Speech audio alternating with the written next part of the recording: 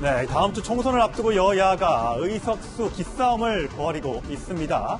현재 분위기로서는 여당에서는 우리가 승기를 잡은 것 같다 이렇게 주장을 하고 있습니다. 자, 일각에서는 300석 가운데 180석, 5분의 3을 가져올 수 있다 이런 전망까지 하고 있는데 얘기 한번 듣고 오시죠.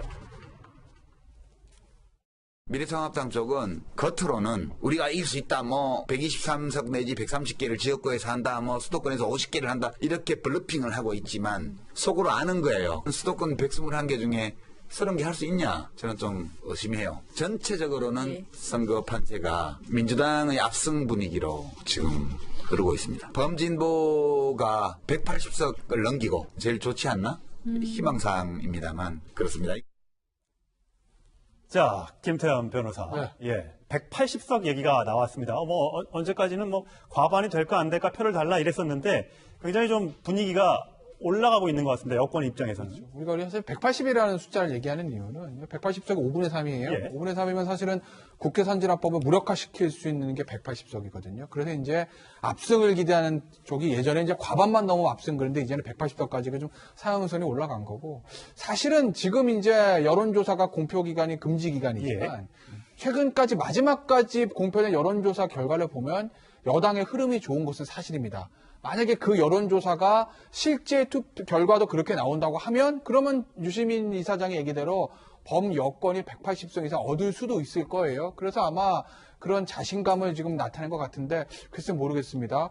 저런 자신감이 결국 그 지지층에게 지지층을 결집시키는 계기가 될지 오히려 반대 보수 진영 위기감을 느낀 반대 보수 진영의 지지층을 결집시키고 또 친여 지지층에서는 어차피 안 나가도 180석 된다는데 굳이 내가 이렇게 해서 지지층이 좀 결속이 와야 되는 결과가 나올지는 조금 수요일에 투표 결과를 좀 다시 보여야 될 것 같습니다. 예. 그래서 선거가 되면은 이게 두 가지 전략이 나와요. 하나는 이제 좀 위기를 부각시켜가지고 좀 찍어달라 그런 경우가 있고 또 하나는 좀 자신만만하게 하는 경우인데 이 경우는 왜 그랬을까?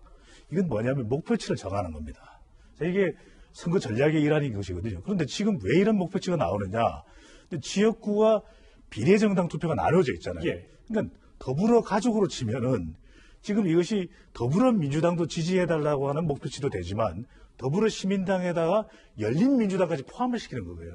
이렇게 다 해서 목표치를 180석을 만들어달라.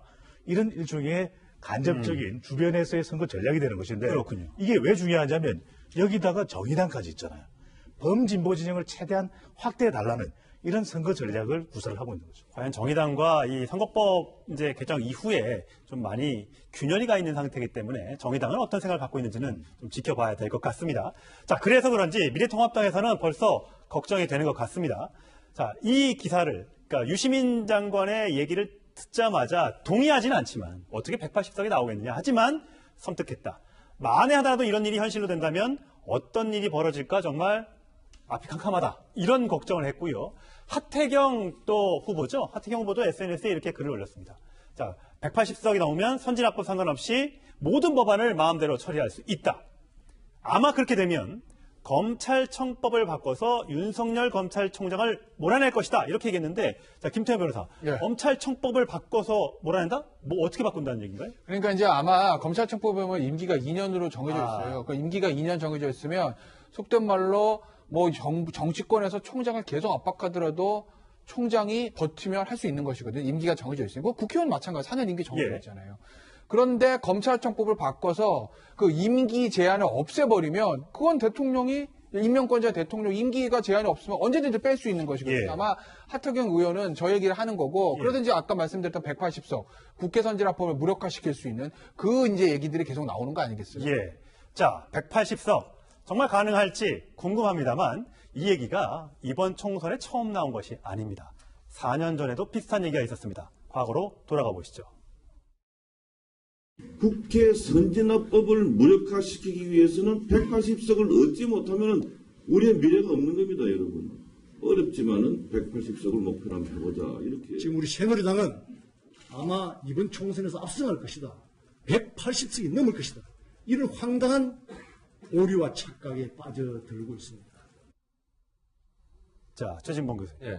저게 불과 4년 전인데요. 저렇게 장담, 호언장담한 이후에 실제 선거 결과가 어떻게 나왔습니까? 엄청 다 실패했죠, 결국은. 122석인 거 얻었어요. 예. 그러니까 전체적으로 하면 더불어민주당보다 한 석이 더 적었어요. 예. 실제적으로. 일당이 야당에 넘어갔죠. 그렇죠. 그러니까 그때 물론 뭐 옥새 들고 나르샤 그 사건이 있어서 그것도 있었습니다. 공천파동을 네, 엮었습니다. 공천파동 때문에 그것도 있었습니다만 오만하면 절대로 승리를 할 수 없습니다. 저는 유시민 이사장의 저런 발언이 도리어 어찌 보면 너무 오만하게 비춰지게 되면 보수층을 결집시키는 효과까지 불러올 수 있어요. 저는 좀 부적절하다고 생각해요. 아, 예. 180석이라는 얘기를 왜 하는지 모르겠습니다. 물론 뭐 아까 전략적으로 봐서 배 소장 얘기하셨듯이 180석 목표로 하라고 하는 어떤 그런 결집의 효과도 있을 수 있지만 반대로 얘기하면 지금 박형준 위원장이나 아니면 하트경 의원이 얘기했던 것처럼 저런 얘기가 나오면 보수층이 위험하다. 우리가 나서야 되겠구나. 이런 분위기가 형성될 수도 있잖아요. 선거는 항상 겸손하게 접근해야 되는 겁니다. 지금 며칠 남지도 않았어요. 며칠 남지 않은 상태에서 저런 모습을 보이는 것이 득이 될 수도 있지만 잃을 수도 있다는 것을 저는 생각해야 된다. 민주당 입장에서는 저는 더 낮아져야 돼요.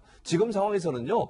뭐 부자가 몸조심한다잖아요. 일반적으로. 그것처럼 더 낮아지고 겸손해져서 정말 표를 달라. 정권에 힘을 실어달라. 이렇게 나가야지 우리가 180석 이상 될 수 있다라고 얘기해버리는 순간 어떤 다른 변수가 끼어들 가능성이 있어서 저는 저런 발언은 최대한 삼가해야 된다. 네. 저는 그렇게 생각하고 가능한 한 마지막까지 최선을 다하는 모습 보여줘야 돼요. 힘드니까 우리를 도와주세요라는 모습으로 가야지 어떤 모습이든 교만한 모습이 보여지는 순간 그것은 역풍으로 돌아올 가능성도 우리가 예측해 봐야 한다고 생각합니다. 예, 그렇군요.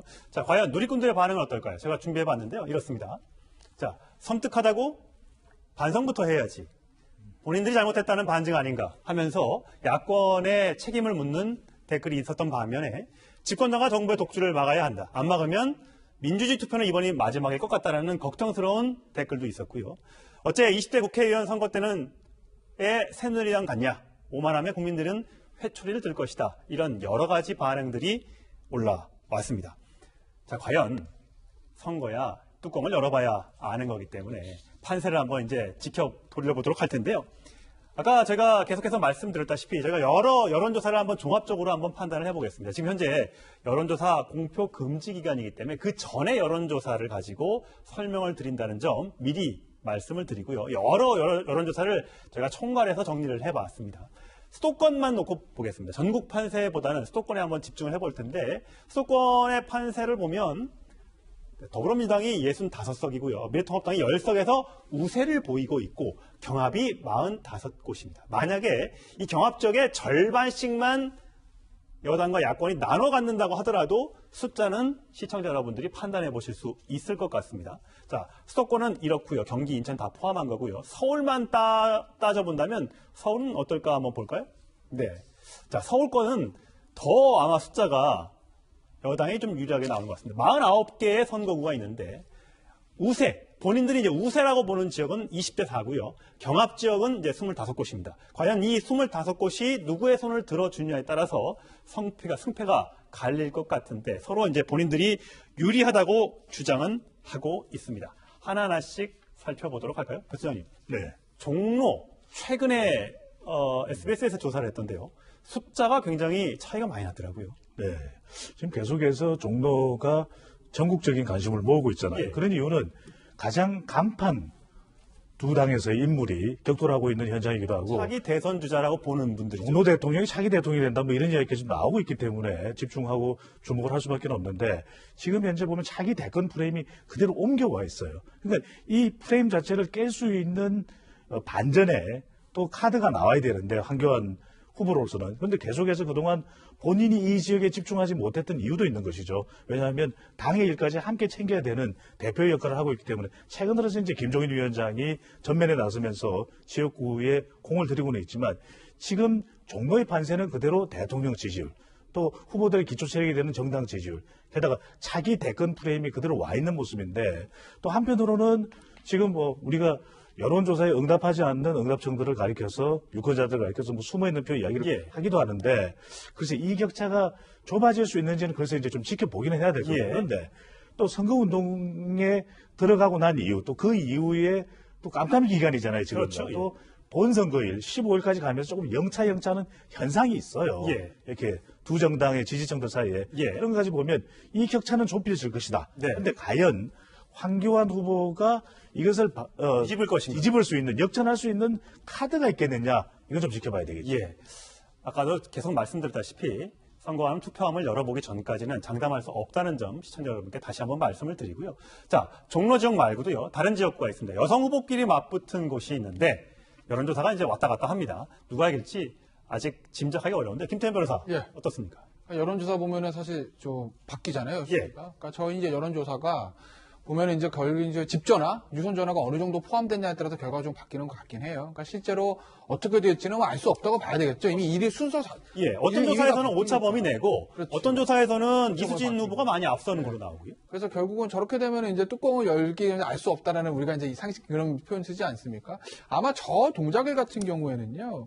제가 봤을 때 민주당 이수진 후보는 변수가 되지 못할 거예요. 아마 어느 정도 지지율은 상수고 결국 이제 나경원 후보의 지지율이 어떻게 되냐 여기에 따라 승패가 밝힐 건데요. 예. 제가 그 말씀 왜 드리냐면 나경원 후보가 저기서 2번 당선됐습니다. 고 노회찬 후보까지도 이겼던 곳이에요.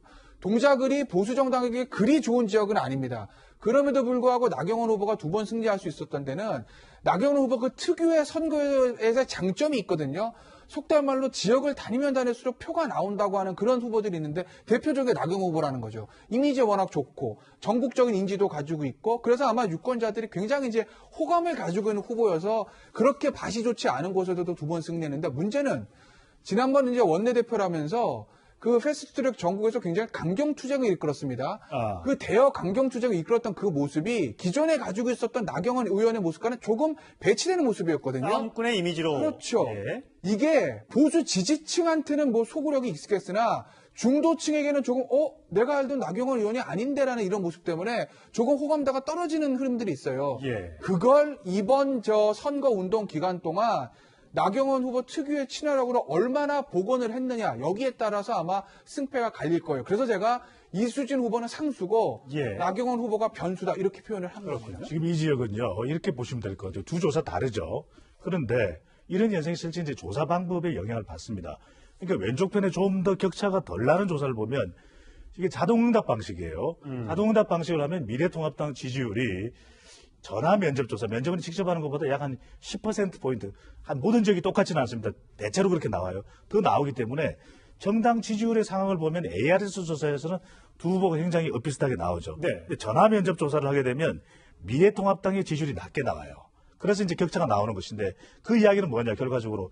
지금 선거 여론조사는 모든 유권자들의 투표율이 같다고 전제를 하는 겁니다. 그러니까 이 지역도 지지층들의 투표율이 다를 수밖에 없다라는 거예요. 그렇게 보면은 조사 방법에 따른 차이를 이해하고 넘어가야 되고, 두 번째는 이제 투표율이 다를 수밖에 없다. 그럼 누가 중요하냐? 요즘에는 진보와 보수를 가르는 연령대가 조금 올라갔습니다. 예. 과거에는 이제 40대 중반을 나눴는데 지금은 50대예요. 50대 남성이 여기 키를 쥐고 있는 겁니다. 그렇군요. 그러니까 50대 남성이 이수진이냐, 나경원이냐, 이수진이냐, 이게 사실은 굉장히 중요해집니다. 그렇군요. 자, 마지막 서울에서 지켜볼 지역구는 광진을입니다. 그래픽 보면서 설명을 드리겠습니다. 현재로서 뭐 거의 용호 상박입니다. 예, 47대 43. 오차 범위 내기 때문에 두 후보가 접전을 벌이고 있다고 봐야 되겠습니다. 고민정 후보 쪽에는 여당의 임종석 전 비서실장 등등이 이제 가서 선거를 돕고 있고, 오세훈 후보는 혼자서 나홀로 유세 일정을 하면서 지금 막부를 놓고 있습니다. 과연 누가 이길지 저 지역도 굉장히 관심이 가는 지역인데 유권자 여러분들의 현명한 선택을 기다려보도록 하겠습니다.